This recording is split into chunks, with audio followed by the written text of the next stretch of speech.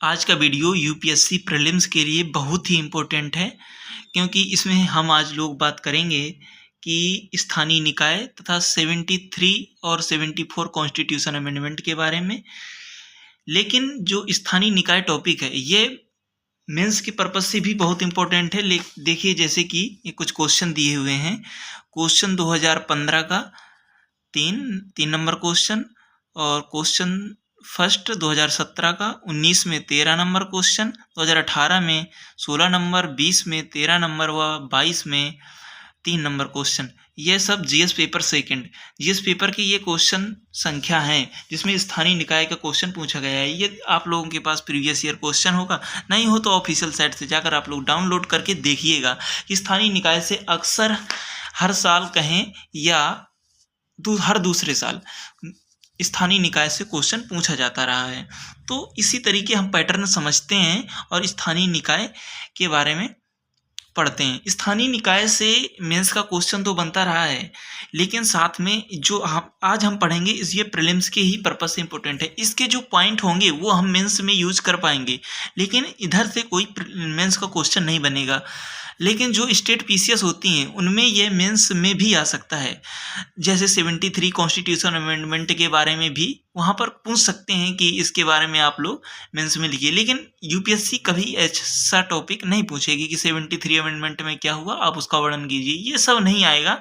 UPSC थोड़ा conceptual question पूछती है जो कि हम स्थानीय निकाय से रिलेटेड होंगे, तो उसके बारे में हम नेक्स्ट वीडियो में बात करेंगे। तो आज का टॉपिक हमारा मेनली प्रीलिम्स के लिए फोकस होगा और स्टेट पीसीएस के लिए मेंस भी प्रिपेयर हो सकता है। तो स्टार्ट करते हैं हम लोग आज का वीडियो। स्थानीय निकाय, स्थानीय निकाय हमें पढ़ना इसलिए ज़रूरी होगा यहाँ से क्योंकि इसका बैकग्राउंड पढ़ेंगे, इसके बाद में हमारा अमेंडमेंट होता है। डायरेक्ट अमेंडमेंट नहीं होता, पहले से भी कुछ स्थितियाँ चली आ रही थी हमारे बैकग्राउंड में, कुछ ऐसी हमारी पहले से स्टेज बना हुआ था जिससे कि हम उसी में सुधार करते हैं और नया कॉन्स्टिट्यूशन अमेंडमेंट करते हैं, जिससे कि कुछ नया परिवर्तन आता है हमारे संविधान में। तो स्टार्ट करते हैं, तथा वो एक नई अनुसूची के रूप में, नए भाग के रूप में जन्म लेता है। तो सभी बातें होंगी इसमें आज की वीडियो में। ठीक है, स्टार्ट करते हैं। इसकी पृष्ठभूमि क्या थी? प्राचीन भारत में ग्रामीण स्थानीय इकाई की स्वायत्ता थी। मध्यकाल में ग्रामीण स्थानीय निकायों के विकास के लिए कोई बड़े प्रयास नहीं किए गए थे। मतलब कि प्राचीन भारत में थी, लेकिन जब मध्यकाल आता है, मुगल सल्तनत आती है, तो इसमें कोई कार्य नहीं किए गए थे। तो यहाँ से वैसे मेंस का क्वेश्चन नहीं, आप लोग देख लीजिएगा, कुछ इंपॉर्टेंट पॉइंट याद रखिएगा। जैसे इसमें आगे चल के कुछ समितियाँ भी पढ़ेंगे, तो उसमें कुछ उनको लर्न कर लीजिएगा, तो उनको मेंस में उनका प्रेफरेंस दे करके आप लोग अच्छा नंबर गेन कर सकते हैं। और दूसरा पॉइंट है, जैसे ब्रिटिश शासनकाल में नगरीय स्थानीय निकायों के स्तर पर पहल किए गए और 1687 में मद्रास में पहला नगर निगम स्थापित किया गया। यह अच्छा पॉइंट है कि ब्रिटिश शासन ने पहली बार नगरीय स्थानीय निकायों के स्तर पर पहल की है। कब? 1687 में ब्रिटिश शासनकाल में पहली बार नगरीय स्थानीय निकायों के लिए कार्य किया गया और पहला नगर निगम के रूप में मद्रास को स्थापित किया गया। पहला ब्रिटिश शासनकाल ने नगरीय निकायों के लिए कुछ सुधार किए, जिसमें पहला नगर निगम मद्रास को उन्होंने बनाया। कब? 1687 में। 1687, 1800, 1700 और 1900 नहीं है, 1687 है। ठीक है। ब्रिटिश शासनकाल में लॉर्ड मेयो के द्वारा 1870 में वित्तीय स्तर पर विकेंद्रीकरण के लिए आंशिक प्रयास किए गए। 1882 में लॉर्ड रिपन का द्वारा स्थानीय निकायों के स्तर पर चुनाव कराने, कर लगाने इत्यादि के स्तर पर सबसे अच्छे तरीके से संकल्प पारित किया गया। यही कारण है कि लॉर्ड रिपन को स्थानीय निकाय का जनक कहा जाता है। मतलब कि सबसे पहली बार जो अच्छी तरीके से स्थानीय निकायों के स्तर पर काम किया तथा उसमें चुनाव करवाएं तथा वहां पर कर लगाने की जैसी व्यवस्था गांव स्तर पर भी उन्होंने कर दिया गया था। कि जैसे हमने देखा है कि शाम होने के पहले टैक्स आ जाया करता था, तो वह सब व्यवस्थाएं ये हमारे लॉर्ड रिपन के कार्यकाल में हुआ करती थी। स्थानीय निकाय का, इसलिए इन्हें स्थानीय निकाय का जनक भी कहा जाता है। उस समय टैक्स भी लगता था, जैसे चुंगी कर लिया जाता था, जानवर एक जगह से दूसरी जगह जानवर जाते थे तो चुंगी कर लिया जाता था। इस तरीके के टैक्स ग्रामीण स्तर पर पहले लिए जाते थे।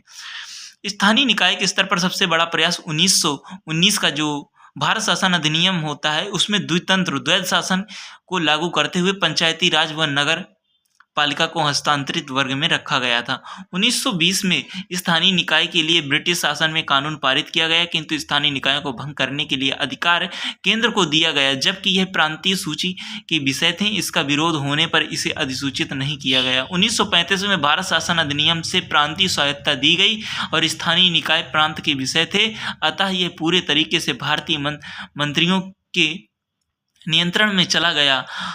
संविधान में आर्टिकल 40 के अंतर्गत पंचायती राज संस्थाओं को सशक्त बनाने के लिए निर्देश दिया गया है। संविधान में जो आर्टिकल 40 है, जिसमें हम डीपीएसपी में पढ़ते हैं, तो आर्टिकल 40 में पंचायती राज को सशक्त बनाने के लिए राज्यों को कहा गया है। पंचायती राज को सशक्त बनाने के लिए कहा गया है, राज्यों को ही स्पेशली नहीं कहा गया है, क्योंकि आगे विवाद में हम पढ़ेंगे कि डायरेक्ट अब केंद्र सरकार फंड डायरेक्ट करने लगी है हमारे स्थानीय निकायों को, तो ऐसा विवाद होंगे आगे।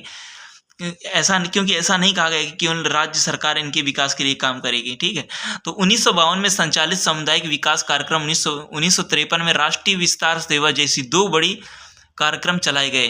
कौन कौन से दो बड़े कार्यक्रम? ये कार्यक्रम याद रखिएगा, क्योंकि इसी के लिए हमारी बलवंत राय मेहता समिति का गठन होता है, इसी की जांच के लिए, क्योंकि दो योजनाएं चलाई जाती हैं। 1952 में सामुदायिक विकास कार्यक्रम और 1953 में राष्ट्रीय विस्तार सेवा जैसी ये दो कार्यक्रम चलाए जाते हैं। इनकी असफलता की जांच करने के लिए ही 1957 में हमारी नियोजन आयोग ने बलवंत राय मेहता समिति का गठन करती है। पहले नियोजन आयोग हुआ करता था, जिसे अब नीति आयोग कर दिया गया है। तो नियोजन आयोग ने दो समितियों जो कार्यक्रम हुए थे, दो कार्यक्रमों की असफलता की जांच के लिए बलवंत राय मेहता समिति का गठन करती है। तो बलवंत राय मेहता समिति इसमें सुझाव देती है। बलवंत राय मेहता समिति ने त्रिस्तरीय पंचायती राज व्यवस्था में जिला स्तर, मध्यवर्ती स्तर व पंचायत समिति और ग्रामीण स्तर पर मध्यवर्ती स्तर पर पंचायत समिति, जिले स्तर पर जिला परिषद, मध्यवर्ती स्तर पर पंचायत समिति और ग्रामीण स्तर पर ग्राम पंचायत का गठन होना चाहिए, ऐसा सुझाव दिया। इस समिति के सुझाव पर 20 अक्टूबर 1959 में राजस्थान के नागौर में त्रिस्तरीय पंचायती राज व्यवस्था की शुरुआत की गई। सबसे पहले राजस्थान ने इसे लागू करता है, मतलब कि त्रिस्तरीय पंचायती राज व्यवस्था 1959 में। तो 1970 में एक नई समिति आती है 1970 में, जिसे अशोक मेहता के नाम से जानते हैं। ये किस लिए होती है? इसका गठन होता है लोकतांत्रिक विकेंद्रीकरण के लिए, लेकिन ये भी त्रिस्तरीय पंचायती राज व्यवस्था के स्थान पर द्विस्तरीय पंचायती राज व्यवस्था को सुझाव देती है। ये जो समिति होती है अशोक मेहता समिति, ये त्रिस्तरीय पंचायती राज व्यवस्था की द्विस्तरीय पंचायती राज व्यवस्था का सुझाव देती है, जिसमें जिले स्तर पर जिला पंचायत तथा उसके नीचे जो काम करेगी वह 15 से 20 हजार की जनसंख्या पर मंडल पंचायत के रूप में कार्य करेगी। एक तीसरी समिति आती है, जिसे लक्ष्मीमल सिंघवी कमेटी कहते हैं, क्योंकि अक्सर क्वेश्चन भी पूछा गया है कि इनको क्रम में व्यवस्थित कीजिए। सबसे पहले कौन समिति आई? सबसे पहले बलवंत राय मेहता समिति, फिर अशोक। सबसे पहले कौन सी आई? बलवंत राय मेहता समिति, जिसका गठन कब होता है? 1957 में। फिर इसके बाद में कौन आती है? हमारी अशोक मेहता समिति, और बीच में भी 2-3 समितियां होती हैं, तो उनका वर्णन यहाँ पर नहीं किया गया है, तो आप लोग पढ़ लीजिएगा कहीं से, या लक्ष्मीकांत से पढ़ लीजिएगा, शायद उसमें दे रखा होगा। और फिर एक नई कमेटी आती है 1986 में, लक्ष्मीमल सिंघवी कमेटी। मैं ये 3 इसलिए पढ़ा है क्योंकि ये इंपॉर्टेंट है, क्योंकि अक्सर क्वेश्चन भी पूछा गया है कि इनको क्रम में व्यवस्थित कीजिए तथा इनके क्या क्या सुझाव थे। बलवंत राय मेहता समिति ने त्रिस्तरीय व्यवस्था बताई, अशोक मेहता ने द्विस्तरीय व्यवस्था बताई, और फिर आगे पढ़ते हैं 1986 में लक्ष्मीमल सिंघवी समिति का गठन स्थानीय निकाय के विषय पर किया गया। इसमें ग्रामीण और नगरीय स्थानीय निकायों को संवैधानिक दर्जा देने का सुझाव दिया गया। लक्ष्मीमल सिंघवी ने पंचायती राज के लिए 64वां और नगर पालिका के लिए 65वां संविधान संशोधन का प्रारूप तैयार किया। इन्होंने 64वें तथा 65वें जो पंचायती राज और नगर पालिका थी, इनके लिए संविधान संशोधन का प्रारूप तैयार करते हैं। सीए का मतलब कॉन्स्टिट्यूशन अमेंडमेंट होता है, आप लोग कहीं पर भी आए तो आप लोग ध्यान रखिएगा। और जैसे यहाँ पर थोड़ा और शॉर्ट फॉर्म लिखा है, एलएस व आरएस, एलएस का मतलब लोकसभा, आरएस का मतलब राज्यसभा।